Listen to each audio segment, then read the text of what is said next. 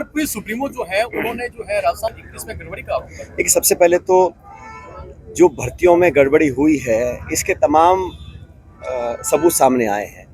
और जब से नई सरकार बनी है, भाजपा जब विपक्ष में थी तो बहुत सारे वादे करती थी। और मैंने खुद कई बार इस बात को उठाया कि जो आरपीएससी है उसका एक पूरा मूल चूक उसका पुनर्गठन होना चाहिए। तमाम तरह के आरोप लग रहे हैं, लोग जेलों में बंद हैं, उसका संचालन करने का जो तरीका है वो पारदर्शी रहा नहीं। तो एग्ज़ाम्स में पेपर लीक होना, नौकरियों में धांधलीबाजी होना, और एसआई वाली भर्ती के लिए बहुत पहले से हम लोग मांग कर रहे थे कि जब कमेटी बैठी, कमेटी ने कहा रद्द होनी चाहिए, सरकार के मंत्री कहे रद्द होनी चाहिए, सारे आंकड़े आपके पास है, तथ्य आपके, तो ऐसी क्या मजबूरी है, क्या व्यवस्था है कि आप नहीं करना चाहते हैं? लोगों को न्याय मिले, ईमानदारी से बच्चे जो पढ़ाई करते हैं उनके साथ धोखा ना हो, इस बात के सब पक्षदार हैं और सब मांग को करते हैं। लेकिन सरकार के न जाने क्या मजबूरियां हैं, और जो भी आरोप किसी पे लगते हैं तो मुझे लगता है कि सरकार की जिम्मेदारी है कि उसका स्पष्टीकरण मिलना चाहिए। आपको याद होगा जब हमारी सरकार केंद्र में थी, यूपीए सरकार थी, तो किसी मंत्री पे अगर आरोप भी लगता था तो सोनिया गांधी जी एक नैतिकता के आधार पर लोगों का इस्तीफा लेती थी, चाहे वो बंसल जी हों, चाहे शशि थरूर जी हों या बाकी लोग हों। और अब कोर्ट के निर्णय जो सामने आ रहे हैं, कॉमनवेल्थ गेम्स पर आरोप लगाया था, सीडब्ल्यूसी घोटाला कहा गया था, कथित घोटाला, कोर्ट ने कहा कि ये मामला चालान करने लायक ही नहीं है, सिरे से खारिज कर दिया। लेकिन बावजूद उसके कांग्रेस के नेतृत्व की नैतिकता थी कि अपने मंत्रियों को पाक साफ दिखना भी चाहिए, आरोप लगता था तो पहले इस्तीफा लेते थे, फिर जांच कराते थे। ये जो सरकार है, आरोप लग रहे हैं और कोई सफाई देने को तैयार नहीं है, तो जनता भी सब देख रही है कि क्या कार्यशैली है। और मुझे दुर्भाग्य से कहना पड़ रहा है, प्रदेश में जो सरकार चल रही है ये सिर्फ नौकरशाह इसको चला रहे हैं, और जो सरकार के भी मंत्री और विधायक हैं वो भी रोते फिर रहे हैं, उनकी कोई सुन नहीं रहा। तो कौन चला रहा है, कौन नेतृत्व कर रहा है, कैसे इसका संचालन हो रहा है, इतने सत्ता के केंद्र बन चुके हैं, आपस में इतना खिंचाव चल रहा है, समझ में नहीं आ रहा है। और मैं तो समझता हूँ कि 1.25 साल कम नहीं होता, जो शुरू का साल होता है बहुत महत्वपूर्ण होता है, उसमें जनता को दिशा मिलती है सरकार की। तो यहाँ तो जिन्होंने वादे किए थे, चाहे वो नौकरी हो, भर्ती हो, पेपर लीक हो, आरपीएससी हो, करप्शन हो, निर्माण हो, विकास हो, उन सब बातों पर भाजपा कहाँ खरी उतर पा रही है।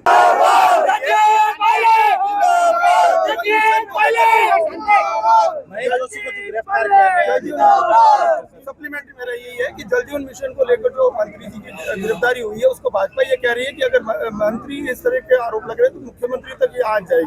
देखिए, हम लोग सब जानते हैं कांग्रेस पार्टी हमेशा करप्शन के खिलाफ रही है, और कोई भी व्यक्ति हो कानून से ऊपर नहीं हो सकता। लेकिन ये पूरा देश जानता है जिस प्रकार भारत सरकार ने इंफॉर्मेशन डायरेक्टरेट, ईडी को, सीबीआई को, इनकम टैक्स को, पुलिस को एक हथियार बनाया हुआ है पॉलिटिकल विरोधियों को टारगेट करने के लिए। जो राजनीतिक विरोध करते हैं भाजपा का, उस पर लगातार नोटिस मिलते हैं, छापे पड़ते हैं, लोग अरेस्ट करते हैं। ईडी का जो कन्विक्शन रेट है वो 1% है। सुप्रीम कोर्ट ने ईडी को कहा कि तुम लगातार लोगों को अरेस्ट करके लाते हो, तुम केस लड़वाते हो, और 1% लोग कन्विक्ट होते हैं, सिर्फ 1%। मतलब ये सिर्फ लोगों को भयभीत करने के लिए, डराने धमकाने के लिए, जो भाजपा के विरोध में है उसके ऊपर इसी कार्रवाई करेगी, सिद्ध हो चुका है। लेकिन जांच से कोई डरता नहीं, जांच करिए, लेकिन सिर्फ और सिर्फ राजनीतिक बदला लेने के लिए अगर काम करेंगे, जनता उसको भी देख रही है। सर, खरगे जी ने मणिपुर को लेकर कहा कि सरकार राजधर्म निभाने में विफल रही है, क्या कहेंगे? ये बड़ा मुझे खेद है इस बात का कि मणिपुर हमारे भारत का हिस्सा है।